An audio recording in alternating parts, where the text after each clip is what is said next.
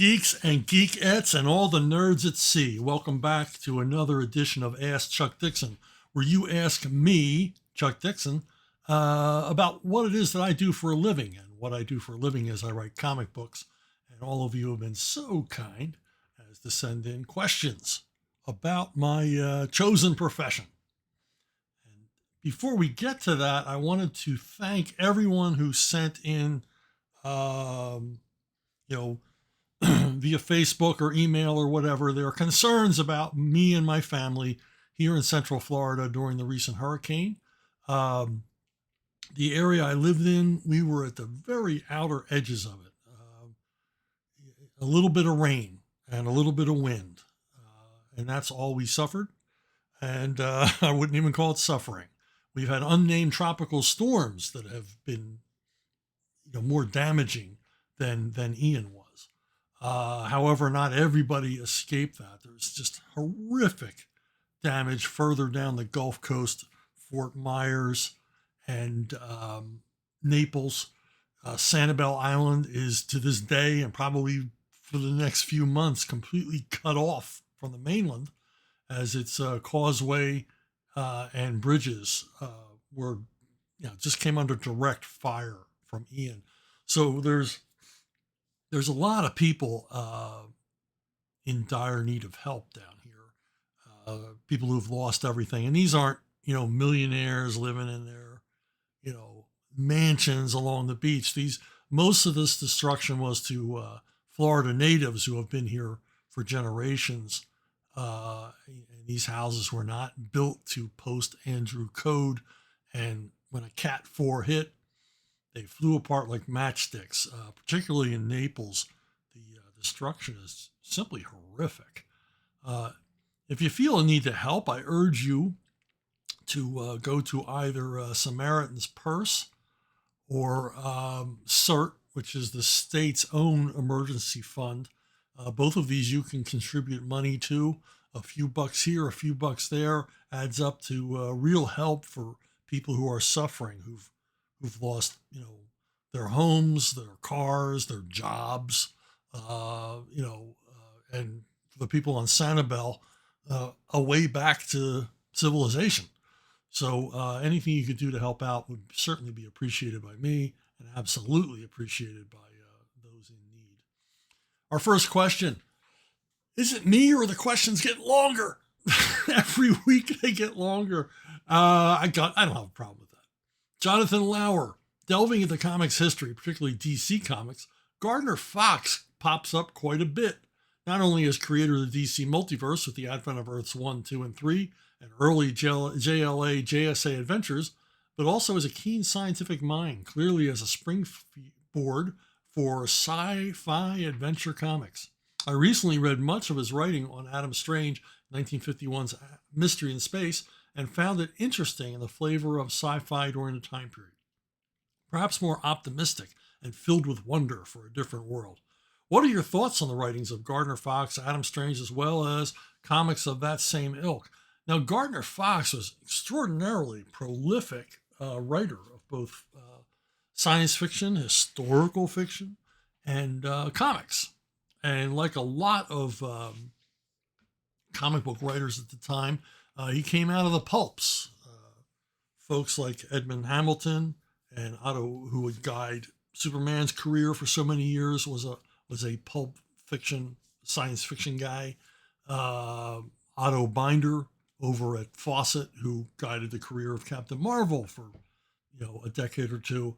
Also another guy, a prolific sci-fi writer. Gardner Fox contributed to a lot of these old pulps, and also continued writing paperbacks into the 70s and even into the 80s, generally in the heroic fantasy vein. So this is a guy, just a writing fool who just kept doing it. A journeyman writer. Now for comics fans, he's most famous as having a hand in creating Batgirl, as he was the regular writer on Detective Comics at the time when that character was created, and also in the Golden Age. He wrote a lot of Golden Age characters, mostly for DC Comics. Had big hand in creating the Justice Society of America, which is really the first ensemble super team in comics history. And as you mentioned, he created Adam Strange for the Mystery in Space title. Uh, DC had a number of these science fiction based titles, Tales of the Unexpected, Mystery in Space, and I believe there was another one, and the name of it slips my mind. But he created Adam Strange, almost always drawn by Carmen Infantino. Adam Strange is a guy who would get, without warning, and for some mysterious reason, teleported to the planet Ron on the far side of the universe, where he would have adventures and never knew when he might be teleported back. He was a man living on two worlds. I read a lot of these as a kid. I liked them. I like the look of them, but they didn't have the oomph I was looking for. I when I was a kid, I preferred Marvel's, big monster comics and the creepy Steve Ditko stories that would appear in the back of things like Strange Tales and Journey into Mystery. They were more my kind of comic book sci-fi. Now, Gardner Fox also wrote the Golden Age Hawkman and played a big part in bringing Hawkman back to the Silver Age. But like I said, most of his work at DC, and I think the stuff I enjoyed of his most at DC was his run on the Flash and the Atom. I bought a lot of issues of these when I was a kid, right off the newsstand at the old drugstore, and I dug them. But over time, I kind of got disenchanted with this brand of DC story because they seem more like riddles or puzzles than stories, and that's, Fox was probably directed to do that editorially because so many of the DC comic stories at that point were like that. Not a whole lot of characterization, not even a whole lot of action in the stories. DC stories in this period, the action would be confined to like the last two panels of the last page of the story. But Fox was good at coming up with suspense elements and these like scientific mysteries that the hero had to solve to either protect someone else or save their own lives or avert global disaster. But the lack of characterization. Denny O'Neil once said that DC's problem in this period was that Marvel had all these deeply realized characters like Ben Grimm and Peter Parker, and DC was happy with just having the most interesting aspect of their character be that he's the fastest man alive, but he's always late for dates with his girlfriend. And Denny saw that as that was a drawback for DC. That was what hurt the most. They didn't see what Marvel was doing at the time and take it seriously enough to do something about it. But overall, a lot of respect for Gardner Fox. I mean, I've certainly written on any number of his creations, particularly from when he was on the Batman titles. And I did enjoy this stuff when I was a kid, and I've reread some of these things recently, and they do hold up. They're fun stories, but I preferred the more I don't know. I don't want to see gritty. I hate that term, but more honestly told or something with a little bit more of a human element, like the Marvel titles had. I dug that stuff more. Dystronium. I have been reading a lot around the show, do not tell, and avoid on the nose dialogue writing techniques. How does this apply to writing comics and novels? Is there any difference to writing a movie script? Especially in comics, you're limited in real estate, 22 to 24 pages. So it seems like a big challenge applying the above two techniques all the time. You know, as I've said many times before, a question every writer needs to ask themselves all day long as they're writing is there a better way to say this? Is there a way that's not so on the nose, not so obvious? A more subtle sophisticated way so that the reader gets the sense that there's something fresh here, not just, rehashed exposition, uh, Dr. Explaino pages. Um, and the problem in comics is real estate. There's not a lot of room for dialogue, unless you're crowding the pages, which I think is not comics. If you're crowding the pages with dialogue, you're not writing comics. If you expect the reader to understand the story through the written word on the page instead of the art, you're doing it wrong. So your real estate is limited. The other burden that comic creators have is that comics are an immediate experience. Every panel, every page, every character, every image must delight, and engage and draw you from one panel to the next and one page to the next. So that's a tall order, and it doesn't leave a lot of room for characters, uh, you sharing their thoughts or introspections about themselves or anything else. So you've got to build characters by showing what they do rather than what they say or what others say about them, and keep that story moving. The story has to move all the time, because the images don't. It's a series of static pictures, and you can lose the reader's attention quickly by trying to crowd in too much of your own quote unquote clever dialogue. So, and as far as being on the nose, again, you don't want on the nose. You don't want the character saying, "I'm so sad," when the artist has obviously drawn them sad. You need to come up with something else for them to say. That's either funny or tragic or pathetic or whatever, to emphasize and enhance and coordinate with the images involved. So yeah, it's tough, but I say that from a distance, because comics are in my DNA. I understand how they work. I speak them as a second language. So these things have never been a problem for me, but I see that they're a problem for even accomplished writers from other mediums who try to write comics, and they just get lost. And they think, well, I'm a better writer than most comic writers. Well, that may very well be true, but you're not a better comic writer than most comic writers.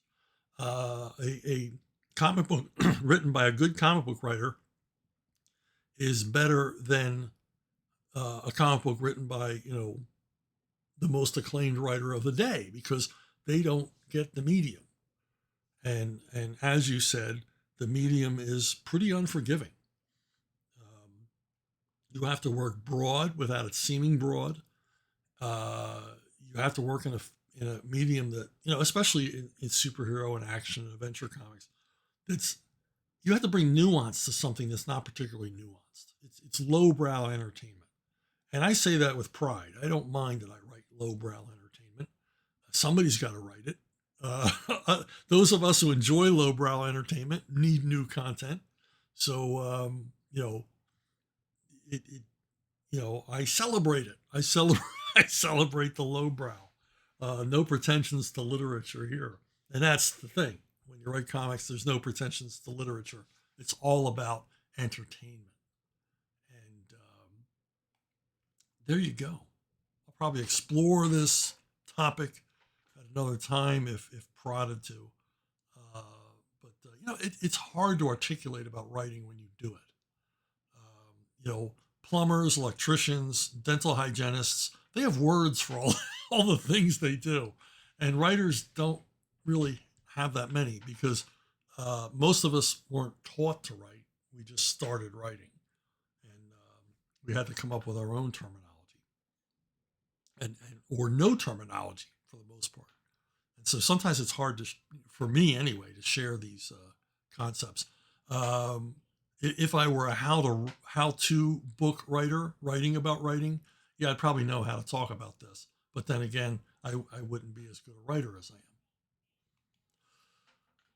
Nicholas U6. In the last decade, we have seen the relationship between Alfred Pennyworth and Bruce Wayne depicted more like father and son, while I remember that in the 80s and 90s, it was more like boss employee with a layer that made you feel they care about each other.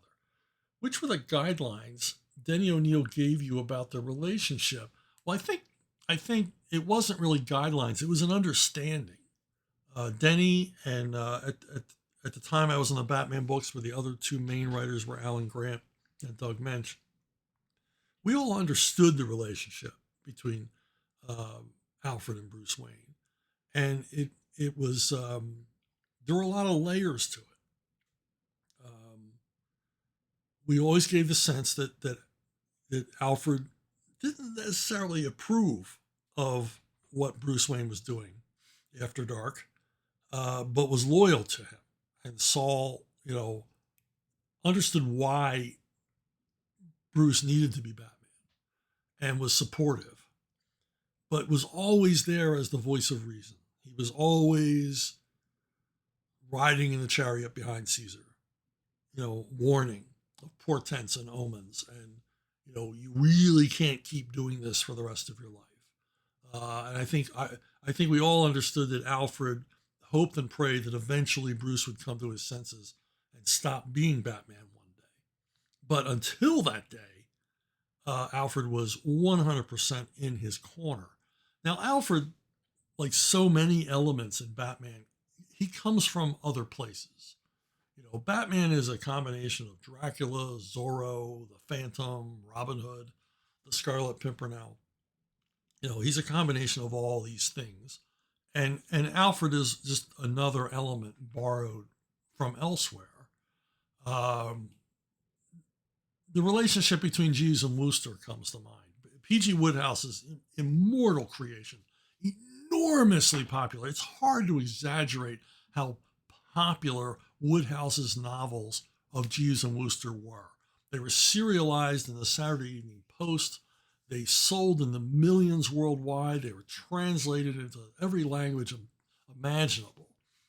And the relationship between Bertie and Jeeves is much like Batman's relationship with Alfred, in that, yes, Bertie employs Jeeves. He pays Jeeves to be his valet, not his butler, his valet.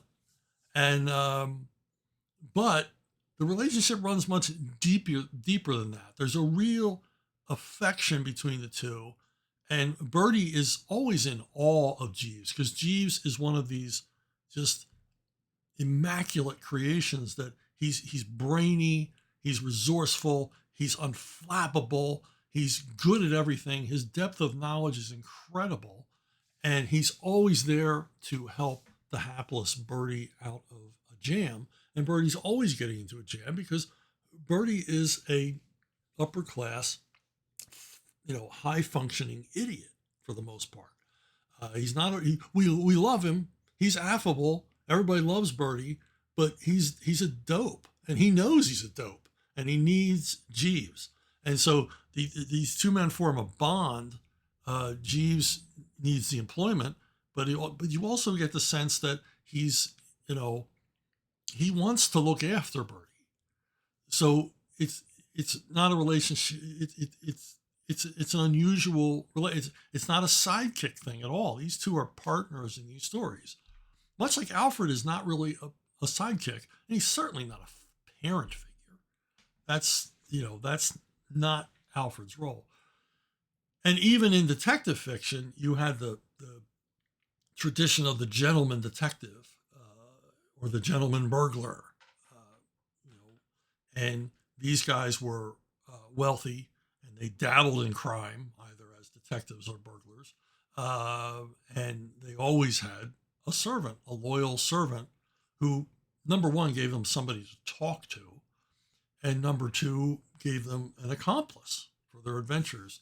One of the best of these is the Campion series of novels, which were also made into a terrific TV series, where Campion has Lug, his ex-convict butler, who aids him, who's a tough guy, where Campion really isn't a tough guy. He's resourceful and he's courageous, but Lug is a street fighter, and the relationship between the two is again partners, not really employee and employer, or hero and sidekick. They're very much companions throughout these stories, and this was true of a lot of detective fiction in the period. And this was all stuff that you know Bob Kane and Bill Finger and other Batman creators in the 30s and 40s would have read, would certainly have read, and certainly influenced them. Rising Star Comics. Would you be interested in reviving one of your older creator-owned titles that you worked on in the 80s and 90s, such as Airboy or even Evangeline, and write brand new adventures for said older titles in the present, either on Arctoons or teaming up to get it made with an indie publisher, perhaps using crowdfunding sites like Kickstarter or Indiegogo? Well, I have done Airboy stuff post Eclipse, most notably at It's Alive for Drew Ford, and I did at Antarctic with Ben Dunn. I did a mini series of Airboy, and I did a number of Airboy one shots and crossovers and things like that for Moonstone in the 2000s. So they're still available somewhere, eBay or whatever. But as I said, most notably the series at It's Alive, where I did Airboy 51, which was a direct follow up to the Eclipse run, and soon to be released Airboy 52. So it's continuing the Airboy's 1980s run into present day, and the series catches up with present day in especially here in issue 52, where we meet Davy Nelson III and Valkyrie's son, who takes on the mantle of the new Airboy. So something to look forward to. So yeah, I actually have continued to do new adventures. Now, as far as Evangeline goes, Evangeline ended up at First Comics after being at a couple of other publishers briefly. And when First Comics went out of business, they went down with a lot of debt, and they also took a lot of investors with them. And my understanding is that like Bialystok and Bloom, they sold 100% of the company to more than one person. So you've got an army of lawyers who all think they own Evangeline. And I have been approached a few times about the film rights. I have no control over them. I refer them to the army of attorneys who own the property. And of course, nothing gets done, because the more owners you have of a property, the less likely a Hollywood studio is to deal with them, because they don't want to deal with more than one person. And also, in a situation like that, everyone has their hand out. And so many people have their hand out that any film project could never be profitable. And so it just doesn't go any further. And I have no interest in getting into a snake pit like that to do further comic adventures of Evangeline. I lost ownership for a variety of reasons. I lost ownership, some of which were beyond my control. And I'm that's a property I will never revisit. But as my wife always says, never say never, because I once said I'd never move to Florida. Jackie Wolf, I just heard you on John De La Rosa's stream talking about the ridiculousness of Frank Spector getting his powers from an Egyptian god, which I likewise had issue with as far back as the 80s. Why would a character empowered by ancient wizards be called a knight when they didn't start arising until the reign of Charlemagne in the 8th century? And how would you have addressed your pitch had it been greenlit? I've talked about this. I think I've talked about this in past videos, but I did talk about it on John's show about how I always thought it was kind of crazy that Marvel's only Jewish superhero got his power from an Egyptian pharaoh. It didn't really make any sense to me.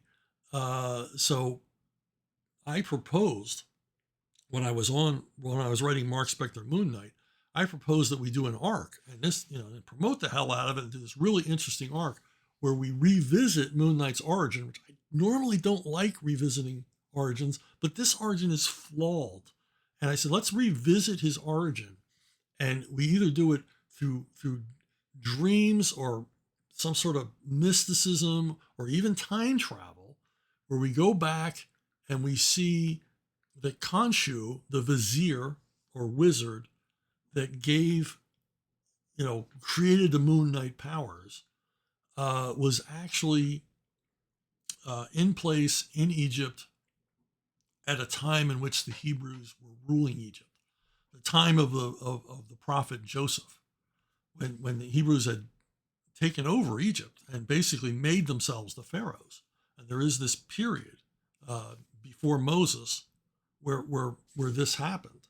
And I said, that way, it makes sense. It makes sense that Mark Spector was the recipient of these powers because he's traces his ancestors back there, whatever. Okay, but just sort of clean that origin up and have it make more sense for the character. My editor didn't like the idea. He didn't like the idea of bringing Mark Spector's religion center stage, anything like that. So it was just left. And to this day, I think it's a flawed origin that, I wish someone would revisit and just fix up. And it wouldn't change anything. It wouldn't even change the origin. You just go back and sort of embellish it so that it makes more sense. But that's it. Now, as for Moon Knight, I don't know. Technically, there were knights in the ancient Roman Empire. They didn't call themselves knights, but there were knights. Anyway, there you go. What a segue. Newsprint Mafia. Since you've been blacklisted from the Big Two as a conservative, are you still in contact with any of your old friends and colleagues who remain in the good graces of the modern mainstream industry for having the correct views as woke leftists, even if secretly? Just how woke do you think a lot of your old colleagues actually are versus how much of an act do you think it is due to fear and anger in the highly polarized cancel culture environment they exist in now? Well, I don't tend to split friends between, with their political. I mean, I still communicate with a lot of people who are, I guess, what you call classic liberals, not bomb throwing communists, but, even then, I would still go to lunch with Dean Mullaney. I don't think Dean's a communist anymore, but he's certainly, far on the other side of the political spectrum than I am, but we like each other. We're friends. I would never stop being anybody's friends based on their ideology, unless it got really ugly. They started talking about, setting fire to orphanages or something. I would draw the line there. But as far as talking about, their views on political policy or whatever, I mean, why would you unfriend somebody over that? I mean, whose friendship is based on who they vote for? That's very weird. But, that said, I've been, I have been blacklisted, redlisted, shitlisted, whatever term you want to use by the Big Two, because, for a number of reasons. And some of it wasn't even all political. Some of it was just, they just didn't want me around anymore. Comics have always had a cliquish nature to them. I'm not claiming to be any kind of a victim of cancellation because I refuse to be canceled. And part of that is because I refuse to apologize. You can only be canceled if you apologize for what it is they think you did. And I didn't do anything wrong. I just spoke my mind. I wasn't out to hurt anybody, and I didn't hurt anybody. And anybody who says they were offended just enjoys being offended. They must be a lot of fun at Thanksgiving dinners.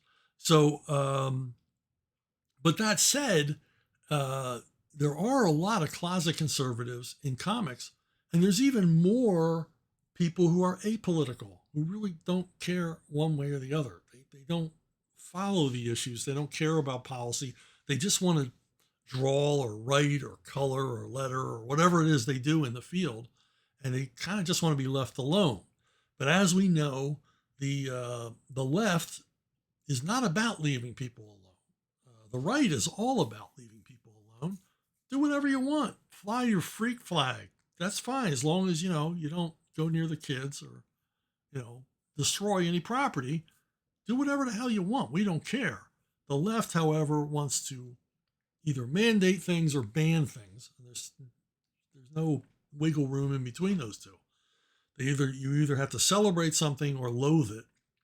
And if you don't hate or celebrate the same things that they do, then you're on the outs and you must be destroyed.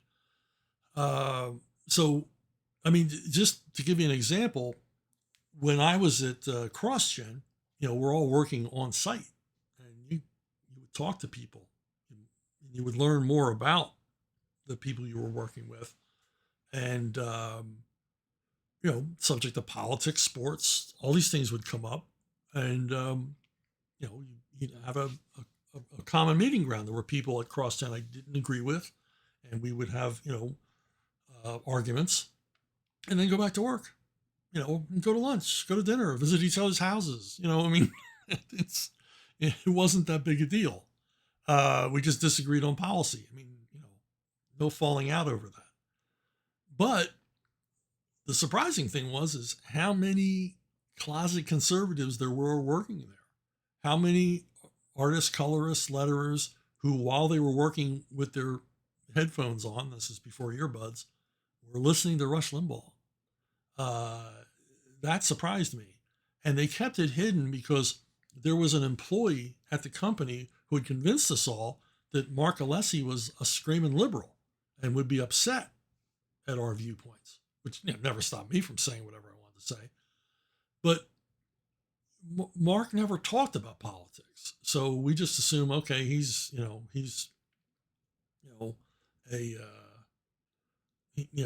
a big lib, but he doesn't talk about it all the time.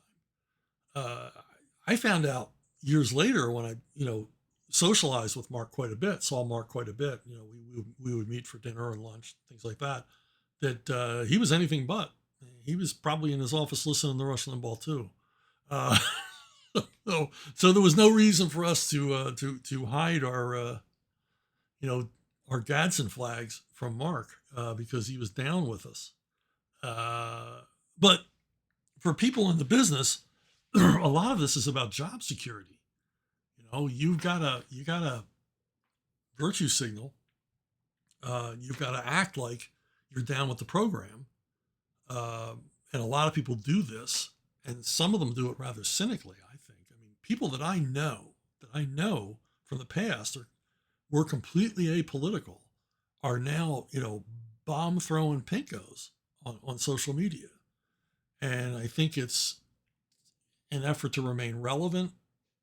It's an effort to seem sympathetic with the Bolsheviks who are running the comic book company right now. Like to seem like, hey, I'm hip, I'm down with the struggle. I'll be right there on the ramparts. I'll be, I hate all the people you hate too. So give me a job. And I think that's it, and also they don't want to be singled out. They're just going to march along. And I could never do that. Well, first of all, long before cancel culture and all of this political awareness and sheer ignorance started, this hostility, I always spoke my mind. So I can't fool anybody now that I've done a 180 unless I have a stroke or something. So a massive head injury. Now he's gonna vote for Biden. He got hit in the head real hard. So yeah, I think some of it's cynical, and even among those who claim to be very political and very aware and very woke and very into it, when you talk to them, you realize they're really not. They've learned their opinions. They haven't earned their opinions. I think that's the big difference for me is I can have friends that I disagree with ideologically because I understand where they come from. I understand their background. I understand why they believe what they believe, and I'm fine with that, even when it doesn't agree with me. Because you know, they earned their opinion. It wasn't just someone, grabbed them by the elbow on a street corner and told them, uh, about the means of production, or human rights or whatever, women's rights or third wave feminism or, whatever. And then they just drank the Kool-Aid, you know, um, the people that I remain friends with that I don't agree with, I understand perfectly why they feel the way they feel. And I hope they feel the same for me. But, you know, I personally believe there's more tolerance on one side of the political spectrum than there is on the other. And I think that's the biggest difference between the two, political wings. Oh, that was deep. Ivan Magila, I was watching an old interview of yours, and the guy asked you about your kids and their ages. That led me to think about those school presentations like My Dad Is, career day. So I thought that at the age they would be doing that, you would probably were writing Batman. So I'm wondering how cool it would be for your kids presenting My Dad Writes Batman at school. How did it work for you, them? Do you have funny stories about that? Yeah, I did. I did a presentation at my oldest son's school. I think he was in second grade. And it was it was fun, and I had to explain to the kids what I do because most people don't understand what a comic book writer does. And so I made copies of this little comic strip with a couple of characters talking. It was like a 4-panel, it was like a Dilbert strip. It was like 4 panels of a couple of people talking and they were doing something. And I had word balloons that were empty. And I said, look, this is what I do. I, I figure out what these characters are saying. And you can do that too. And every kid had one. So you can write in there whatever you want. And then I showed on the blackboard about panel progression and things, simple. These second graders. Um, and, how cool it was to, that I loved comic books when I was your age.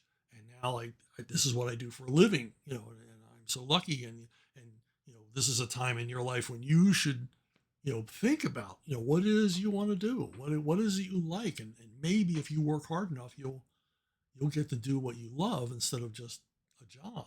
It'll be your mission, your vocation, whatever. So it was fun, but the funniest thing that happened was, I opened it up to questions, and 7-year-olds, they don't know what to ask, and they don't want to ask. They just want to stare. But this one little girl, her hand shoots up right away. There's one of them in every class. I'm sure you all remember school. There's that one kid, usually a girl, her hand shoots up no matter what question is asked, or even when questions aren't asked. So this little girl, hand shoots up, starts to ask a question, and the teacher says her name, Katie? And she says, yes. She says, you have a real question to ask, right? And she says, yes. You're not just using this as an excuse to talk about your pet bunny, are you? And she said, no. And she said, well, then go ahead and ask Mr. Dixon your question. And Katie goes, well, anyway, my bunny starts a story about her pet rabbit. That cracked me up. But it was a good appearance. And I don't know if the kids learned anything. I mean, who knows? At this point, I might have competition from one of the kids in that very room. But the thing is, that inspired me, going to my own kid's school and doing this inspired me. And I sort of let it be known in the area. I was living in a kind of a rural area in Pennsylvania. Let it be known that I'd be open to other appearances at other schools. And I got invited to a middle school. And I was going to talk to a class. And by the time I got there, they had enlarged the event. And it was one of these modern school buildings where you could open the walls between classrooms. Well, they opened up 4 classrooms. And so I'm talking to almost 100 kids. Whereas, I was only going to speak to one class. But all these other teachers said, well, we want in on this too. So I ended up talking to about 100 kids. And it was inspiring and disillusioning at the same time. This is back in the day when I was working at DC and Marvel, and I would get boxes of comp comics. I mean, 25 copies of everything. And these things would just pile up. And I would just look for excuses to give them away. Anybody, if you visited the house, you were leaving with a stack of comics, whether you wanted them or not, because I couldn't throw them away. I mean, that's sacrilege. Throwing away comic books, who does that? Some monster. I couldn't throw them away, but I would give them away. So I show up with a long box filled with comics, and I just spread them out on this big table at the front of the room. And I tell everybody, I said, look, when I'm done, you're welcome to come up and just help yourself to any comics on this table.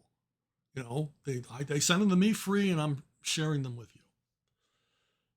And so I began talking about the different comics. And I mentioned that I work on The Simpsons. And this murmuring goes through the whole room. And one kid says, there are Simpsons comics? Well, I want to cry. I want to cry. These kids obviously responded. They would read a Simpsons comic if they knew it existed. Had no idea. Not one kid in that room knew that, you know, because usually in a situation like that, another kid will go, yeah, I buy them. No, nothing. Crickets. And so I said, yeah, there are monthly Simpsons comics, you know, and they've been around for a number of years. And then I'm missing my images here.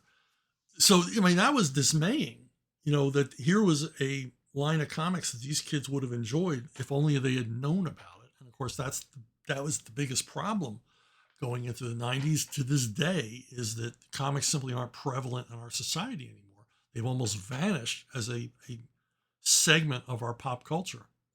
The other one that was dismaying was that they went crazy over Green Arrow. The kids that got up, you know, they all came up. Every single kid came up and got a comic. I had so many. Some kids took 3 and 4, and it was fine. And the teacher's like, one only. And I said, look, once everyone has one, help yourselves to the rest of them. You know, I don't want to take these home. So Green Arrow was like the hottest one, and kids were standing in front of me trading to get another Green Arrow. Never heard of the character before. Instantly responded to it when they saw the covers and saw the character. And it, again, made me sad. It was sort of encouraging because, yeah, kids still like comics. They still respond to this medium, but they're not exposed to it. And that's a real heartbreaker. But anyway, yeah, I did a bunch of school presentations, Ladies Auxiliary, Lions Club. I did presentations all over my area.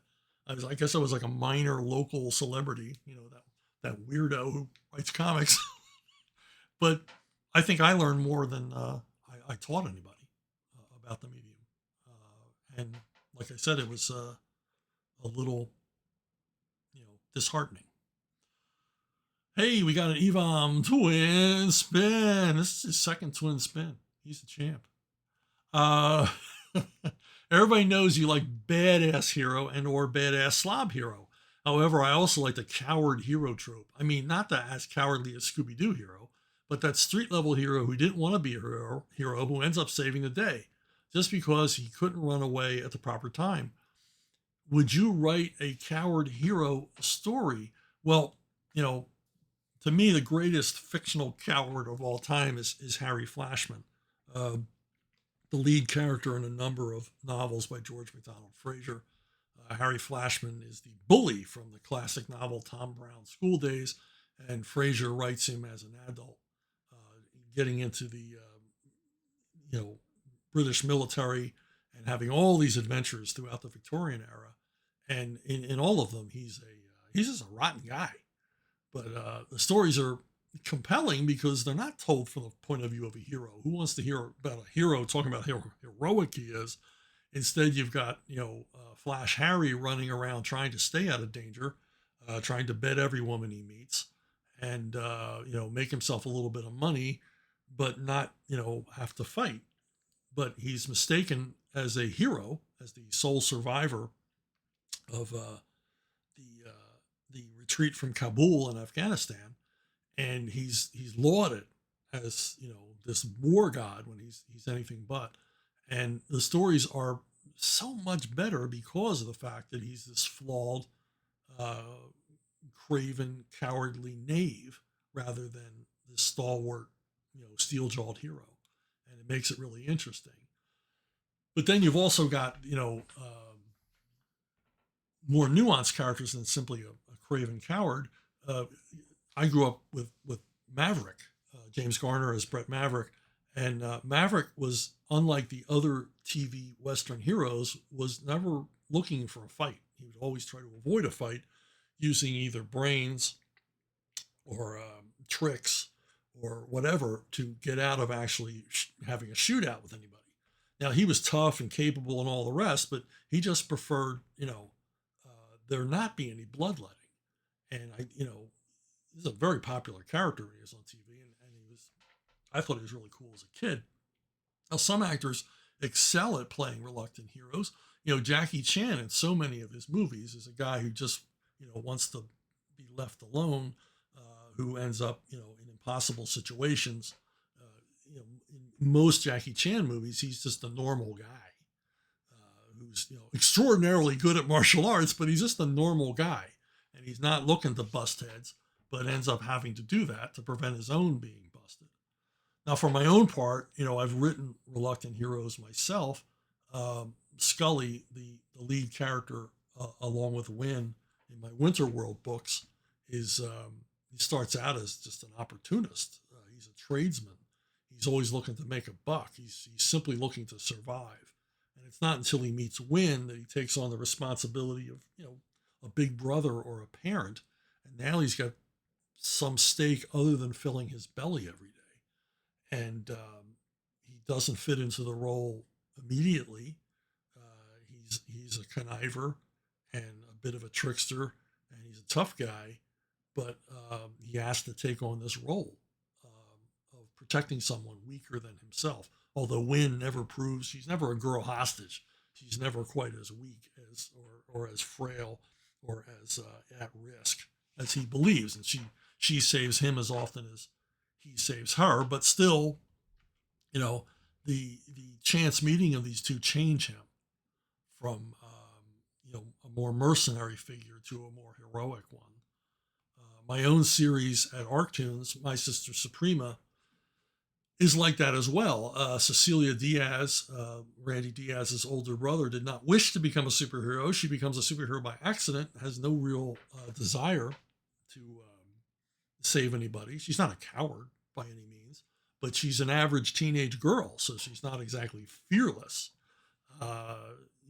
She's that combination of egocentric and self-conscious that most teenagers are, and she has to grow into the role of hero.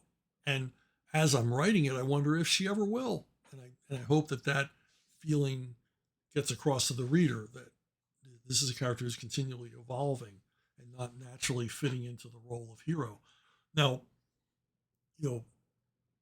we see in movies and TV shows and everything else this tired trope of the hero who refuses to help. And this comes from the Joseph Campbell nonsense that idiotic Hollywood producers think is some sort of gospel. Because Joseph Campbell, his thing is always that, from The Power of Myth and Hero with a Thousand Faces, is that the hero at first must always be reluctant. The hero, when approached, by people in dire need, or when a situation arises that needs his skills or his strength or his courage, at first he must turn his back, and then some more compelling reason forces him into action. The old "this time it's personal" cliche, and I think we're all so tired of that. The irony with Joseph Campbell is he said, we're sort of hardwired for these kind of stories, when in reality, we're hardwired to be bored by those kind of stories because we've heard them before. What we are really hardwired for is a thirst to see something new, something different, something fresh, presented to us, not as if we're some sort of pre-programmed zygotes consuming entertainment, but we're actual individual thinking human beings who want something decent to watch on TV or to read in a book. So I don't write those kind of reluctant heroes, although I dig reluctant heroes. Hey, if you're not reading My Sister Suprema, you should. It's free. There's no reason not to read My Sister Suprema. Go over to ArcTunes. The link will be down here below this video. So go check out Cecilia and her brother Randy and their adventures in the world of superhero-dom. David Zwally, in one of your recent ACDs, you mentioned the ABCs of storytelling in comics via Paul Levitz. Do you think that one of the main problems of event books multi-title crossovers is they disrupt the process of ABC storytelling? I've noticed in a few of them, they disrupt the payoff, continuation, established storylines, and or established characters' behaviors. Now, for those of you who missed any prior video, Paul Levitz brought to the DC editors, and they brought it to the writers, the ABC structure used in soap operas. In soap operas, there's always a storyline at the beginning. There's a storyline that is in progress. It's like in the middle of a storyline, and there's a storyline coming to an end. So the viewer gets the sensation that things are happening, things are paying off. There's a dramatic ebb and flow to the tedious dreck they're watching. This illusion that things are happening, things are changing in the course of the lives of these horrible people. And so Paul thought we should start using this framework, which was great, and it does work. And comics are an ongoing, never-ending medium of entertainment, just like soap operas. Stories go on and on for years and years and years. But you want an idea that, hey, I'm not just sitting here watching a guy in a coma for 6 months. The crap's actually happening. And so at the summits, we would, engage in building these ABC storyline setups with the help of lots of whiteboards and usually the tireless efforts of Jordan Gorfinkel, writing on the whiteboards everything we said and creating, graphs and grids and all the other stuff. It sounds tedious and boring, but it was actually a lot of fun.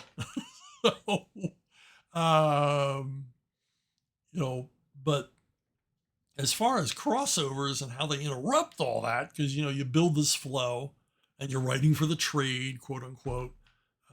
So ideally you want like a 6-issue story that will fill a trade that even though it's part of a longer run, feels like an independent story of its own. It has a beginning, middle, and an end. And, everything is wrapped up neatly, but with a few dangling threads to bring you to continue the series.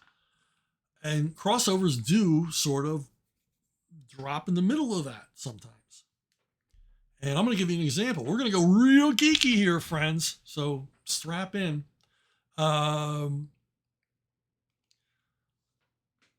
So originally, I was going to write Nightwing 25 through Nightwing 28. We're going to begin a new trade, basically. That was going to be the beginning of the next trade paperback.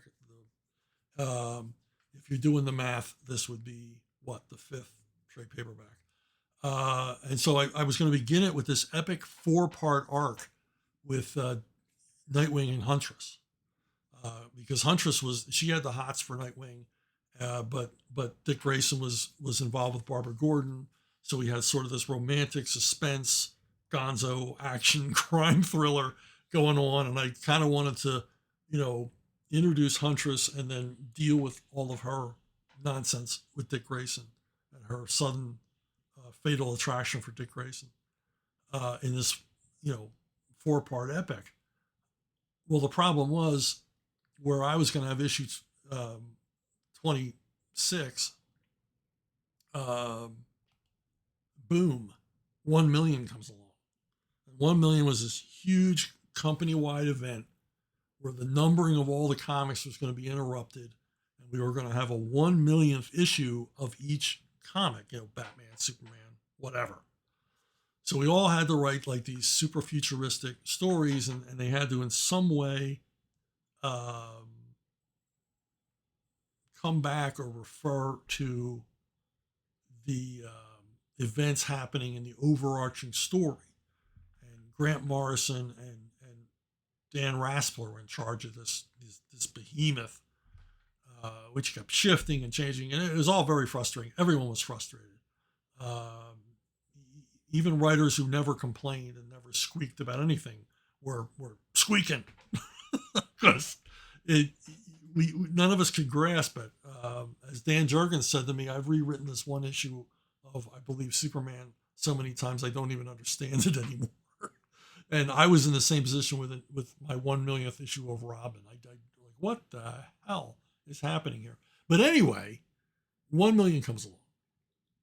Now, a lot of people had a problem with this because this crossover was sprung on us pretty much last minute, and there wasn't a lot of time to prepare for it. But me, your erstwhile host, I always worked really far ahead. So I already had this 4-issue arc I'm talking about. It was already written and ready to go when my editor, Scott Peterson, said, "Whoa, we're gonna have to do something here because this 1 million issue is going to fall after your first issue of this 4-issue arc." And I said, "Man, that's going to screw things up big time." I said, "Well, we still have time because I'm so far ahead. Let me write a new issue 25. 1 million will be the next issue, and then we just sort of push that 4-issue arc back 1 month. And then it's intact. It's running in sequence like it should. I'll just write a new issue 25 as a standalone." Well, that's when Scott and Darren Vincenzo and Jordan Gorfinkel, they ganged up on me and they said, "You know what you should write? You should write an issue where Dick Grayson and Tim Drake meet and talk." And I'm like, "What?" They said, "Readers love that." I'm like, "What?" Yeah, just have an issue where they just like talk about their feelings and their relationship. And they talk about Batman and what it's like to be a sidekick. And Dick Grayson maybe gives Tim Drake some pointers. And I'm like, "Oh my God, I can't write something like that. It's boring." So I wrote issue 25. And yes, they do talk, but the environment in which they're talking is they're both blindfolded on top of a speeding freight train. Dick Grayson is like trying to teach Tim Drake something about, I guess, balance or fearlessness. I don't know what lesson he was trying to impart. But while they're doing this stunt, they're talking, and of course, it's Gotham City or Bloodhaven. I can't remember where the story was set. So the speeding freight train is put upon by thieves who jump on the train to rob the cars, as we've recently seen happening in Los Angeles. And so the pair of them have to fight these guys off while still blindfolded. And Scott and Darren and Jordan were right. Readers did like this story. I sign a lot of these. I sign almost as many of these as I do Nightwing #1s. It was a very, very popular issue, and I'm glad I wrote it. But remember, I wrote it like as a last minute fix for the run. And basically, this is how it worked. I created a gap by writing Nightwing 25. I created a gap between it and the 4-issue arc into which 1 million plugged very nicely. I got geeky there. I got real geeky. And if you're real geeky, you probably loved every second of it. So that's the kind of stuff I would do, but I could only do it because I work so far ahead. And I urge anybody who's working in comics, just keep writing, keep working far ahead. And that way, when these things come up, hey, it's no problem. I write a standalone, plug it in, and we're good to go.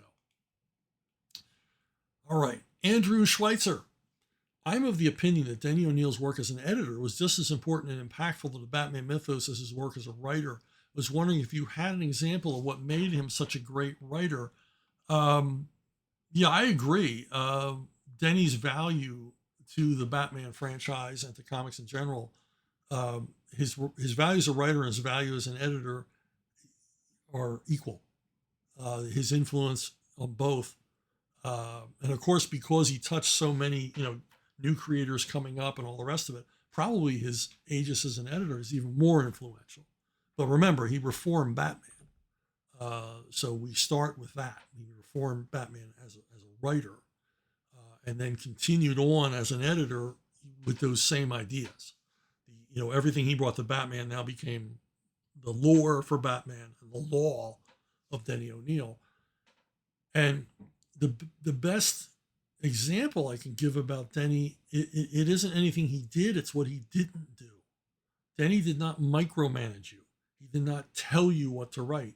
He hired people that he felt were competent to do the job, and that he had trust in. That they understood the material, they understood the franchise, and they respected the work, and then he let him fly. I flew off in my direction, Doug in his, Alan in his. Now there were times he hired writers and realized, okay, I thought this guy got it, but he didn't, and they had to be let go. But during none of that time did Denny tell them what to write. Now he may offer guidance. He certainly offered me guidance if I asked questions about things. He was always there to answer them very thoughtfully. One time, Denny even called me for advice on a story, which was a rarity, but it happened. But there was a lot of give and take, and with Denny, like all good editors, I didn't feel like he was a boss. I felt like he was a collaborator, and he sort of set me in my mindset now as a freelance writer what my task is. And I tell every new editor or new publisher I'm working with, this is not an employee-employer relationship. I'm a partner with you to produce as high a quality as work as we both can. And I'm going to do anything I can. I'm going to be, I'm flexible. I'm open to editing, but I want to make sure that, we're all pulling an oar. And I only really, these days, I will absolutely only work with people who are interested in doing quality work. I don't want to work for indifferent editors anymore, or indifferent publishers who just want to get something out there to make a buck. And Denny was never about any of that. Never about any of that. Yeah, he wanted us to sell well, but he thought if we do quality work that readers respond to, naturally we'll sell better. That readers will recognize the quality. Unfortunately, in comics, there's so much white noise that it's hard to find quality stuff. So, you yourself probably have a favorite comic that you don't understand why it doesn't sell better, because it's tough. But, I always had the sense that Denny was on our side, and he was. He would go to bat against administration if he thought we were being wronged, or if one of their decisions was going to hurt a freelancer to no advantage to the work itself. And one example of that comes to mind is DC was, when Batman 500 was published, which we knew was going to be an enormous seller, and was, sold in the millions. DC was very much of, well, let's change artists, because Jim Aparo was getting ready to retire. Let's change artists with issue 500. And that'll be the premiere of the brand new Batman artist. And then he said, that is not fair to Jim. Jim has been, a guiding light on Batman for decades now. He's been the main and most prolific Batman artist over all that time. And he did so much great work for us that sold so well that to take him off on the biggest payday was wrong. And then he went to bat. And he says, and I'm willing to bet that Batman 500 won't sell one copy less because Jim's on it, because the fans love Jim. All right. So he won. Now, they did premiere the new Batman artist, but that was in the second half of the book. Jim drew the first half of the book. And it was a payday so big that it really enhanced Jim's retirement. It allowed him to retire in comfort off of that one book. And it's all because of Denny. Now, another editor might have backed down. Another editor may have been thinking about their own job rather than what's right. But Denny was never that kind of guy. And that's a testament to the man and the editor. Hey, what you reading? Apparently people like this segment, so I'm going to tell you what I'm reading, or what I read. I finished it up. So, there's from Dover Press's great big omnibus of USS Stevens, the collected stories by Sam Glanzman. Now, if you don't know who Sam is, shame on you. Uh, Sam was a long time comics vet. He drew Hercules at Charlton, the Lonely War of Willie Schultz, one of the greatest cult war comic series ever. He drew Dell Comics' Combat for the longest time. And Kona, another beloved series from Dell. And he came on over to DC to do stories about the USS Stevens, the destroyer that he served on in World War II. And these were all autobiographical stories. They were generally 4 to 5 pages long, and they would appear in DC's war titles. I think wherever they needed to fill a slot, we got 4 empty pages here. Let's throw one of those Stevens things in. So he appeared in all the different war titles. And the great thing about these stories is they were from his own experiences. Some of them were funny and quirky and ironic, but a number of them were actually disturbing. Disturbing, honest, brutally frank portrayals of the naval combat in the Pacific War. And this was in a period when DC war comics were moving into a more mature phase of their evolution. Because of the Vietnam War and the seriousness of it, DC Comics wisely decided to basically grow up their war titles to more accurately reflect what warfare was like, or as close as you can get in a Comics Code comic book. But everyone pushed the envelope, and no one pushed the envelope like Sam Glanzman. Some of these things, I'm astonished they got past the code. And this omnibus has every one of these stories, and they also include the stories he did at Marvel for Savage Tales, and then later stories and anthologies that Joe Kubert put together. So it's every single USS Stevens story in one big fat volume, and they're just wonderful. I mean, from an accuracy standpoint, this is Sam talking about what he lived through. It's drawn with painstaking detail. Creates indelible, unforgettable characters, and just some of the most tragic stuff you'll ever want to read. I mean, it's hard to imagine a more compelling depiction of life aboard a wartime destroyer than what Sam has put forth here. And of course, it fit right in with DC war comics at the time. This was early 70s, and DC continued having 5 war titles. They always had 5 war titles. This is a time when Batman only had 2 titles. Superman only had 2 titles. Superhero comics were selling poorly, but the war comics kept selling, and so they always had these 5 monthly titles, and they did very well at the box office, at the newsstand. Sergeant Rock at this period, Sergeant Rock and Jonah Hex were DC Comics' biggest selling titles. And I think in large part it was due to the quality of these books. I was a teenager reading these. I was absolutely devoted to them. And to this day, I think they are the finest material DC ever produced. Forget your Watchmen, your Return of the Dark Knight. These are great comics created by comic creators at the peak of their powers. In addition to Sam Glanzman, you have regular work by Joe Kubert, Russ Heath, Dan Spiegel, John Severin, Wally Wood, just all the top talent imaginable working on these titles. And as I said, they were more grown up, more mature stories. It wasn't, the combat Happy Joes of Easy anymore. These stories got grim.